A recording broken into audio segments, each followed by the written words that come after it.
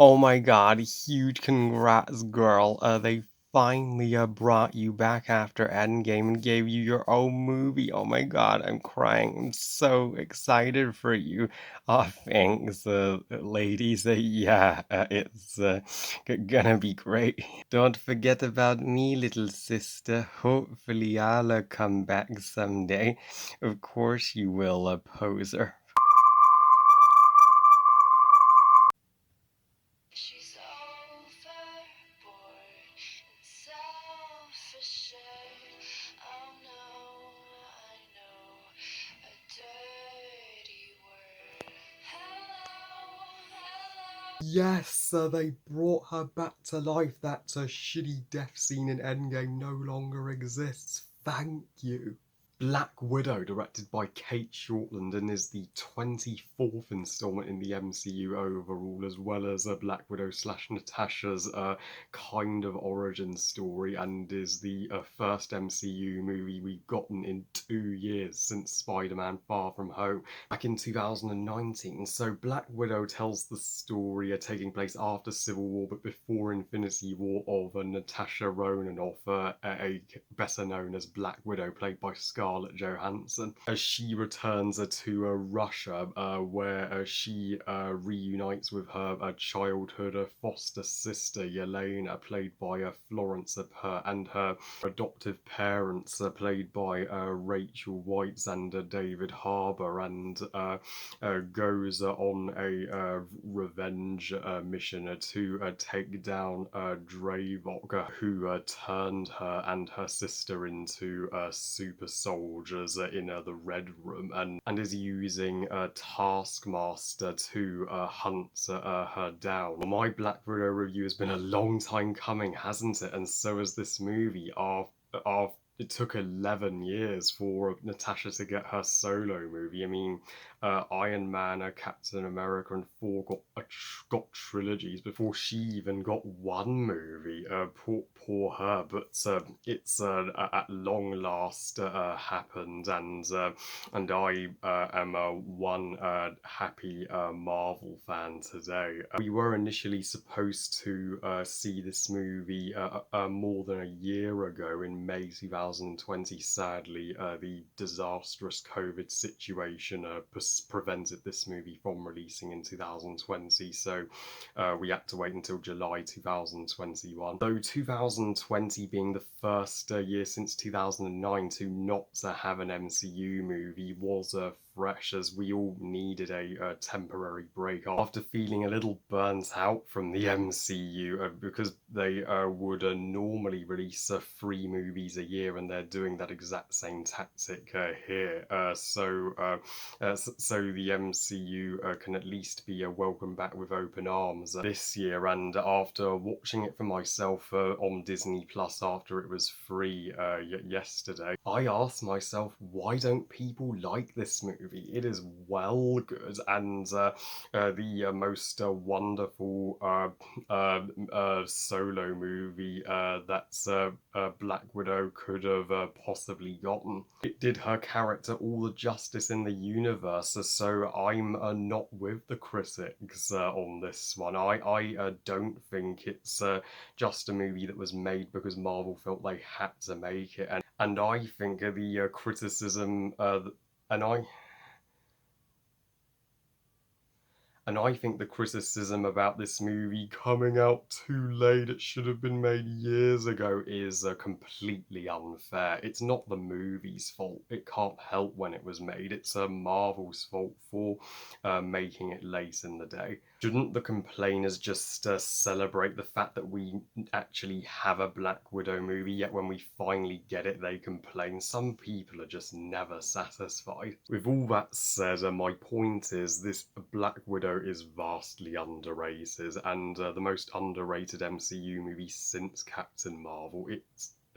may even make my top 5 in my updated ranking. Still can't believe we have still yet to see a female-led MCU movie get highly praised, because all the female-led ones get hate and all the male ones get love. I don't think that's fair at all. You know me, the more girl powery MCU movies are right up my alley, and I was so appreciative that this is the second female led MCU film and the second one to be directed by a female.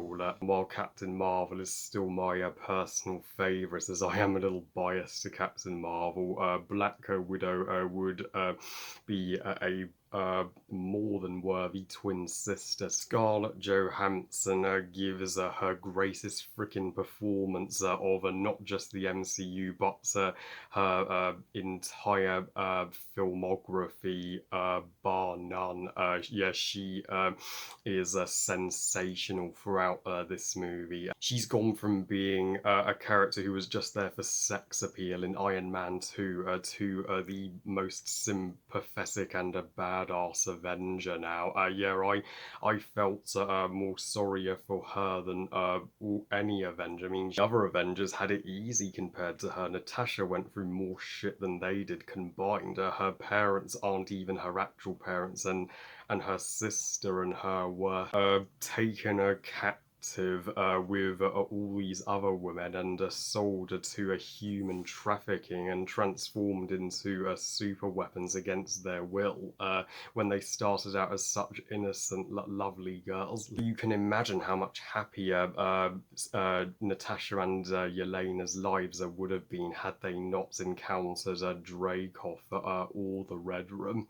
Of course, you guys are all waiting for me to give my thoughts on her sister Yelena. Yeah, Yelena absolutely steals the entire show. This is her movie as much as it is Natasha's. She kind of outshines Natasha in her own movie. Yeah, she's one of my new MCU personal crushes and a absolute goddess from beginning to end, and she wonderfully brought the charm into one of the more mature MCU flicks, especially when she's making the joke about Natasha doing the pose whenever she engages in combat. Two of them have a far more complicated relationship than you would expect. In the final scene, they embrace in one huge hug. Even the parents were wonderfully defined characters, and they do legit redeem themselves and prove that they have always loved their adoptive daughters at heart, despite putting them through that traumatic shit as kids. This entire film is Natasha making peace with her past and fixing the relationship with her family and moving on with her life. Despite Taskmaster being another MCU villain that has been slammed by critics, sure, Taskmaster is no Thanos, but still a more compelling character than the haters say. I mean, when we find out that she's just an innocent woman who's being controlled by Dreyfus to hunt Natasha down, that twist really got to me. I felt awful for her, and was overjoyed that she didn't die at the end, and was able to be rescued and could start a new life. Dravos, that's the true villain of this movie. I mean, he is one of the most despicable sons of bitches in any Marvel movie for kidnapping innocent girls and forcing them to do his bidding. I was cheering with glee when he got his comeuppance and all the girls from the Red Room were freed in the climax. And Marvel must have realised No Time to Die was coming out at a similar time to Black Widow, so they made this movie feel so Bond-esque. There's even a love letter to Bond fans when Natasha is watching Moonraker in her trailer in the first act of the movie, and every single action set piece in this movie is so amazing. It hit a bullseye from the fight between Natasha and Taskmaster on the road to the car and bike chaser to the prison breaker where Natasha and Yelena broke their father out of a jail in the snowy Alps to the bombastic finale where Natasha blows up the Red Room and she's falling from the sky with Taskmaster. I mean, that was nothing short of a jaw-dropping spectacle, and I was concerned for the characters the entire time, and those are always the greatest kind of action scenes. Kate Shortland does a freaking spectacular job as directing, and the MCU would be wiser to keep her for an extended period of time. And the soundtrack is also is one of the most mesmerizingly good scores for an MCU film, from the opening song in the disturbing opening sequence, which feels like Team Spirit, to that song in the car which a child Yelena sings, "This will be the day that I die." Yeah, that entire opening sequence felt so real by Marvel standards, and couldn't have been done any better.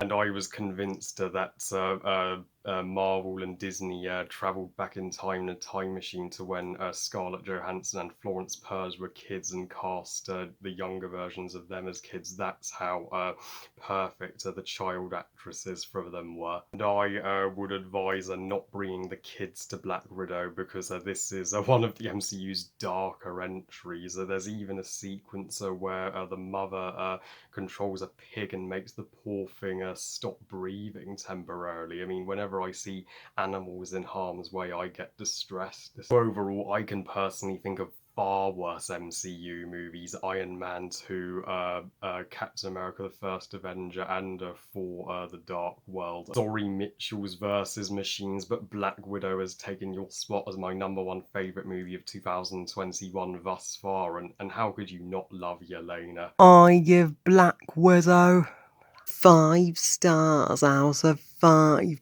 Best movie ever. And disagree all you want, but I personally prefer it to all the Marvel Disney Plus shows we've gotten this year, and our excitement for Marvel doesn't end there, because we've still got Eternals and Spider-Man No Way Home to go, and we'll see what I think of Shang-Chi Legend of the Ten Rings. The general consensus calls it the stronger film to Black Widow, but I'll be the judge of that. Well, I love you guys. Thank you for watching. I hope you guys enjoyed this review, and what are your thoughts on Black Widow? Please comment and let me know. Please like this video and subscribe. Please follow on Twitter and on Instagram, and I'll see you all next time. And remember, movies are us. Bye, guys.